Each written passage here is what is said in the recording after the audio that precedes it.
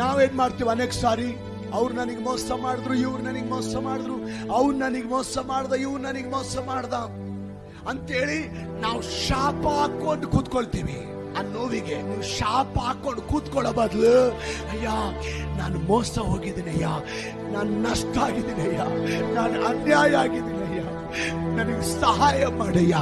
ನಾವು ದೇವರನ್ನ ಹತ್ಕೊಂಡು ಪ್ರಾರ್ಥಿಸೋದಾದ್ರೆ, ನಾವು ಏನು ನಷ್ಟ ಆಗಿದ್ದೀವೋ, ನಾವು ಏನು ಮೋಸ ಹೋಗಿದ್ದೀವೋ, ನಾವು ಎಷ್ಟು ಕಳ್ಕೊಂಡಿದ್ದೀವೋ, ನಮಗೇನು ಎಷ್ಟು ಅನ್ಯಾಯ ಆಗಿದೆಯೋ, ತಿರುಗಿ 1ರಷ್ಟಲ್ಲ 10ರಷ್ಟು ದೇವರು ನಮಗೆ ವಾಪಸ್ ಕೊಡುವ ದೇವರಾಗಿದ್ದಾನೆ.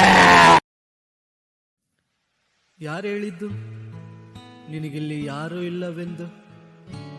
ನಿನ್ಗೋಸ್ಕರ ಪರಲೋಕವನ್ನೇ ಬಿಟ್ಟು ಬಂದ ಯೇಸು ಕ್ರಿಸ್ತನು ನಿನಗ